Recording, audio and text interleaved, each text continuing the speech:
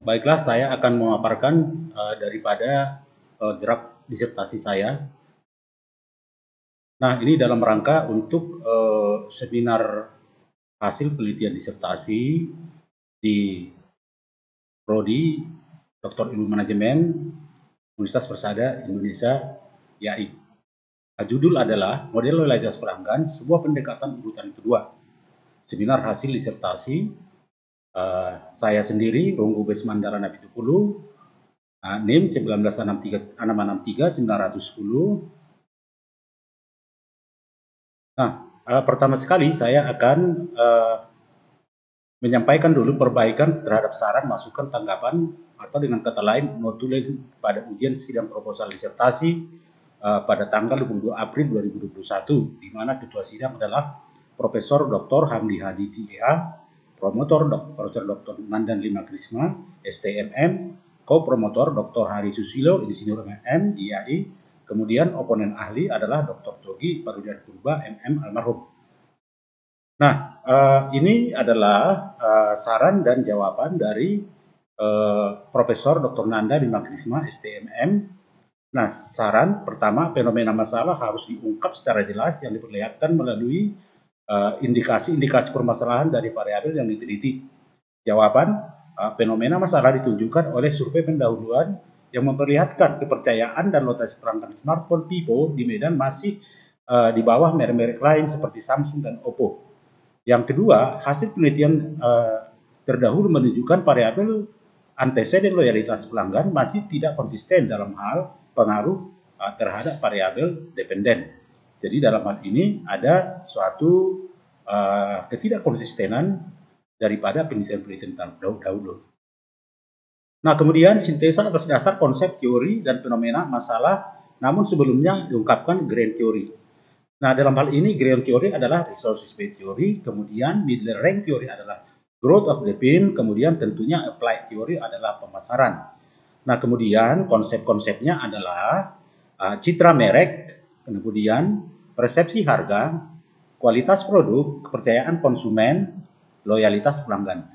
Di mana konsep-konsep ini adalah hasil sintesis daripada definisi-definisi konsep daripada penulis-penulis yang sudah dipublikasikan. Nah, kemudian kita lihat saran dan tanggapan dari Dr. Hari Susilo, Insinyur MM IAI. Nah, judul pembaruan diringkas dan berbasis hasil riset. Lokus riset tidak disebut pada judul penelitian untuk menghindari konflik kepentingan. Penelitian benar-benar berbasis ilmiah. Judul ditetapkan sesuai dengan substansi riset yang akan dilaksanakan. Di samping itu berada dalam konteks teori pemasaran dan hasil-hasil riset penelitian terdahulu. Nah, kemudian hipotesis berbasis teori SEM. Hipotesis penelitian berbasis daripada struktural acquisition modeling. Hubungan kausal yang terjadi dalam model yang diusulkannya itu mulai dari H1 hingga H9. Nah, problem dikembangkan lagi. Problem dikembangkan mengacu kepada business atau conditional gap, kemudian juga berdasarkan riset gap atau celah atau kesenjangan riset. Nah, kemudian seterusnya dari Bapak Dr. Togi Parulian Purba MM, dicek dulu dengan model penelitian yang supaya jelas arahnya. Ini sudah dicek. Kemudian apa fenomena masalah penelitian saudara dan identifikasi masalah. Nah, di sini sudah ada tentang fenomenanya, kemudian juga sudah ada tentang identifikasi masalah sebagai dasar nanti untuk merumuskan masalah secara mempertimbangkan daripada batasan penelitian. Nah, kemudian yang terakhir adalah dari Bapak Dr. Hamdi Hadi di IE, perbaiki rumusan masalah, tujuan penelitian, hipotesis, dan khususnya urutan ke-8. Nah, ini sudah diperbaiki semuanya. Nah, kemudian perbaiki tabel, itu sudah diperbaiki. Setiap hipotesis perbaikan didalami dengan analisis teoritis dan hasil analisis. Ini dalam hal pengembangan dari kerangka teori, kerangka konsep penelitian. Nah, dari sana diturunkan hipotesis-hipotesis supaya lebih jelas. Nah, kemudian ini kita lihat adalah rancangan model penelitian. Nah, ini maksudnya adalah sebagai tahapan awal untuk input data, di mana di sini ada sebagai seperti kita lihat ada kisi 1, ada kisi 2, kisi 3, kemudian eta 1, eta 2, eta 2. Nah, kemudian setiap konstruk ini ada dimensi, kemudian dimensi ada indikator-indikator, kemudian terakhir kita lihat ada delta yang menunjukkan residual daripada setiap jalur yang ada atau dari setiap persamaan yang ada. Nah, ini nanti menjadi dasar untuk input data. Nah, kemudian simbol-simbol ini dapat dilihat dalam operasionalisasi variabel penelitian. Di sini sudah jelas simbolnya, kemudian ada konstruk, dimensi, simbolnya, indikator, simbolnya. Ini seterusnya. Jadi jelas di sana kelihatan ya daripada simbol-simbol dan makna daripada simbol-simbol tersebut. Nah, kemudian hasil dan pembahasan. Di sini dimulai dengan analisis deskriptif. Nah, dari analisis deskriptif ini merupakan di sini kami sajikan generalisasi daripada konversi dari butir pertanyaan ke indikator, ke dimensi, kemudian kepada konstruk. Nah, kalau kita lihat di sini memang dapat dilihat misalnya dalam citra merek bahwa secara general pendapat daripada pria dan wanita sama, yaitu agak baik. Nah, demikian seterusnya. Ya, kemudian berdasarkan usia, di sini usia daripada mahasiswa adalah yang sedang aktif 19, 20, 21, 22, 23, 24. Nah, kalau kita lihat daripada hasil hampir tidak ada perbedaan daripada opini-opini mereka. Namun dapat ditambahkan di sini bahwa opini tentang persepsi daripada harga ini baik. Nah, kemudian keempat variabel lainnya, opini daripada responden adalah agak baik atau di bawah persepsi harga. Jadi dengan kata lain, opini responden itu terhadap persepsi harga lebih baik daripada konstruk-konstruk yang lain. Nah, kemudian analisis kausal inferensial dengan struktur equation modeling atau SEM. Nah, di dalam hal ini karena ini adalah second order, maka harus diperiksa dulu pertama sekali model pengukuran first order. Nah, yang menjadi acuan dalam hal ini adalah standardized loading factor lebih besar dari 0,70, construct reliability lebih besar dari 0,70, dan average variance extract 0,50. Nah, jadi dalam hal ini harus terpenuhi sehingga suatu model pengukuran itu akan bisa dilanjutkan untuk analisis selanjutnya. Nah, di sini dapat kita lihat SLF yang di bawah 0,70 akan dieliminir. Demikian juga dengan construct reliability dan average faktor ekstra. Ya, ini dapat kita lihat misalnya ini SLP ya C31 0,48 akan dieliminir. Nah, demikian juga dengan AV daripada ini ya dimensi C3 0,747. Demikian seterusnya yang tanda-tanda biru itu yang tidak memenuhi ini kita lihat. Nah, sesudah ini diperiksa baru kemudian kita akan memeriksa model pengukuran second ordernya atau dalam hal ini second confirmatory factor analysis. Nah, pertama kita periksa dulu model pengukuran second CFA citra merek. Nah, di sini dapat kita lihat diagram jalurnya, kemudian juga persamaan model, kemudian diperiksa lagi validitas dan reliabilitas model second order citra merek. Dapat kita lihat di sini image KC2 seterusnya ya daripada konstruknya ini reliabilitas baik, kemudian validitas baik. Nah, demikian seterusnya ya ini diperiksa semuanya seluruh konstruk. Nah, sehingga demikian nanti dengan demikian bisa baik untuk digabungkan menjadi model struktural. Nah, inilah model second order. Nah, kemudian ke model struktural.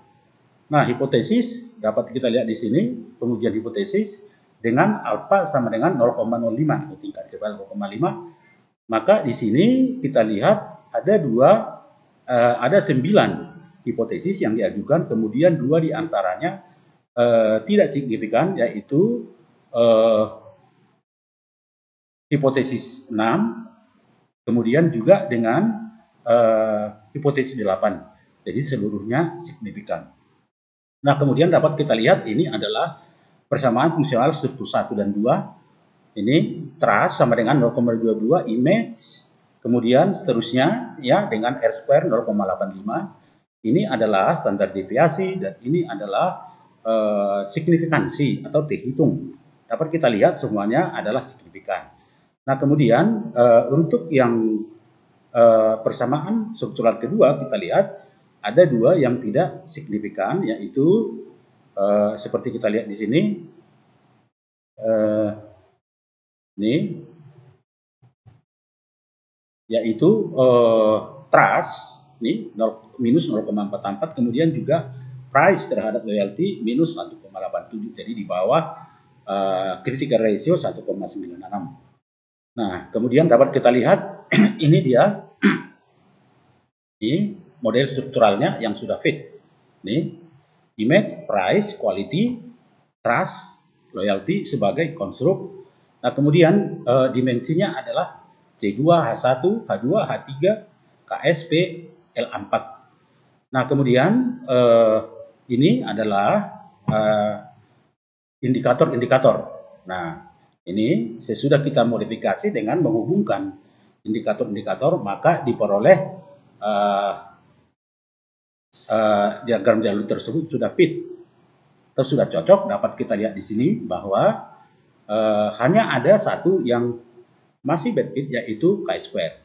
Nah, dalam hal ini menurut Hare bahwa ini probabilitas ini sering terjadi perubahan-perubahan kalau data observasi ditambah.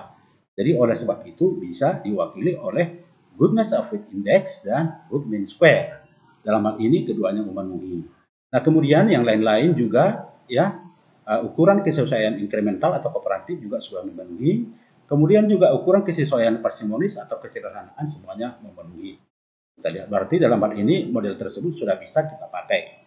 Nah, di sini dapat kita lihat pengaruh langsung dan tidak langsung. Nah, di sini kita lihat bahwa pengaruh yang langsung paling besar adalah quality ke trust 0,68. Kemudian dalam eta ke eta, kalau ini tadi ke si eksogen ke eta, ya endogen, ini endogen ke endogen kita lihat tidak signifikan. Kemudian indirect efeknya juga tidak signifikan. Artinya dalam hal ini bahwa kepercayaan konsumen tidak memediasi daripada seluruh variabel eksogen terhadap variabel endogen loyalitas standar. Nah, dari uraian itu dapat diambil suatu kesimpulan. Yang pertama, para pengguna smartphone merek Vivo Series Y di Medan menilai persepsi harga sudah baik.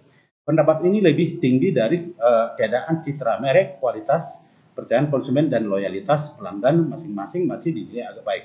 Persepsi harga dicembirkan oleh dimensi kesesuaian harga dengan kualitas, potongan harga, dan pengorbanan non-moneter masing-masing dinilai baik oleh seluruh pengguna. Frekuensi dominan indikator dalam dimensi persepsi harga berada pada peringkat baik sekali. Itu maksudnya yang dominan. Nah, kemudian kesimpulan deskriptif yang kedua, rata opini pengguna pria dan wanita sama ya, baik dari sisi gender atau juga umur. Nah, kemudian dari kesimpulan teoritis atau dari Sam dapat kita lihat di sini bahwa citra merek berpengaruh positif, artinya terhadap kepercayaan. Jadi dalam hal ini apabila citra merek meningkat, maka juga kepercayaan konsumen akan meningkat. Demikian sebaliknya. Artinya ada perannya di sini. Nah, dimensi ini dicampurkan oleh persepsi terhadap masukan input. Jadi dalam hal ini yang paling berperan adalah persepsi masukan ya terhadap input perusahaan. Nah, di mana dalam hal ini itu dicerminkan oleh indikator proses produksi perusahaan, ya, persepsi terhadap limbah perusahaan dan dampak keberadaan perusahaan. Nah, di dalam indikator yang paling dominan adalah tentang persepsi limbah perusahaan. Artinya kalau limbah itu tidak ada pencemaran, maka baik-baik saja, tidak mengotori lingkungan, maka citra merek itu juga akan semakin baik. Nah, persepsi harga. Nah, dalam hal ini bicara persepsi harga di sini adalah dimensi potongan harga yang paling berperan. Nah, di tingkat indikator, maka dalam hal ini itu yang lebih berperan atau dominan adalah tentang jarang melakukan potongan. Jadi kalau daripada perusahaan atau juga apa namanya intermediate jarang melakukan potongan harga, maka ini akan menunjukkan persepsi harga atau kewajaran harga. Nah, yang kelima ya, kualitas juga sangat berperan baik terhadap kepercayaan konsumen juga terhadap loyalitas pelanggan. Nah, di sini kita lihat bahwa kepercayaan terhadap pengaruh kualitas terhadap kepercayaan itu lebih tinggi daripada loyalitas. Nah, kemudian seterusnya dapat kita lihat ya seluruh kesimpulan ada sebanyak 11 nih. Nah, kemudian implikasi manajerial. Persepsi harga sudah baik, namun citra merek, kualitas produk, kepercayaan konsumen dan pelanggan masih di bawah persepsi harga, yaitu masing-masing agak baik. Keempat, pada yang perlu dikelola lebih baik agar pendapat pengguna semakin meningkat ke peringkat baik atau sangat baik. Pengelolaan kebijakan dan program-program peningkatan loyalitas pelanggan melalui peningkatan kepercayaan konsumen dan persepsi harga perlu diselaraskan. Nah, artinya dalam hal ini karena kepercayaan dan persepsi harga belum berpengaruh terhadap loyalitas pelanggan. Ini terjadi karena memang perubahan daripada kedua variabel ini tidak seiring dengan peningkatan atau perubahan daripada loyalitas pelanggan. Kemudian implikasi manajer kedua, sasaran program perbaikan persepsi harga peningkatan kualitas perlu dikelola lebih optimal. Lebih fokuskan langsung untuk peningkatan kepercayaan konsumen daripada peningkatan loyalitas pelanggan. Artinya kalau kita bicara variabel eksternal ketiga, lebih baik langsung difokuskan langsung ke kepercayaan konsumen. Jadi tidak melalui konsumen kepada loyalitas pelanggan. Nah, ini karena memang pengaruhnya yang lebih kuat dan kemudian tidak ada mediasi dari kepercayaan konsumen kepada loyalitas pelanggan. Nah, persepsi perusahaan terkait dengan limbah sangat penting dalam memelihara dan membangun citra perusahaan. Jika proses produktif yang bekas produk tidak mencemari lingkungan, akan berdampak pada peningkatan kepercayaan dan loyalitas pelanggan. Kemudian saran ada dua. Pertama, saran teoritis. Ini yang pertama, pengaruh konstruk yang paling kuat terhadap kepercayaan konsumen dan loyalitas pelanggan yakni kualitas produk. Konstruk ini memiliki peranan yang dominan dalam meningkatkan kepercayaan konsumen dan loyalitas pelanggan. Peningkatan kualitas produk akan berdampak searah dengan peningkatan kepercayaan konsumen dan loyalitas pelanggan. Konstruk ini paling tinggi dicerminkan oleh dimensi kemampuan pelayanan. Oleh sebab itu, dimensi ini penting mendapat perhatian. Nah, kemudian saran teoritis yang kedua, pada model struktural yang terdiri dari dua personal fungsional memperlihatkan masih terdapat variabel-variabel lain di luar model yang mempengaruhi kepercayaan konsumen dan loyalitas pelanggan. Peneliti pada masa yang akan datang dapat menambah variabel lain di luar konstruk penelitian penulis. Dengan demikian, diharapkan pengaruh konstruk eksogen semakin tinggi terhadap konstruk endogen. Yang ketiga, saran teoritisnya, proposisi-proposisi dalam penelitian dapat diterapkan untuk produk-produk atau merek-merek yang berbeda, jumlah dan karakteristik responden yang tidak sama, dan geografis yang berbeda. Di samping itu, para peneliti ke depan dapat meneliti ulang hubungan kausal parsial yang tidak ada antara kepercayaan konsumen dan dengan loyalitas pelanggan. Di samping itu juga meneliti hubungan kausal parsial persepsi harga dengan loyalitas karena terjadi anomali dengan hipotesis dalam penelitian ini. Nah, kemudian saran praktis, pertama, produsen dan perantara pemasaran penting memperhatikan kecepatan pelayanan, keterampilan karyawan, kemudahan memperoleh pelayanan, dan penanganan masalah yang memuaskan karena aspek ini paling dominan mencerminkan kemampuan pelayanan sebagai salah satu refleksi kualitas produk.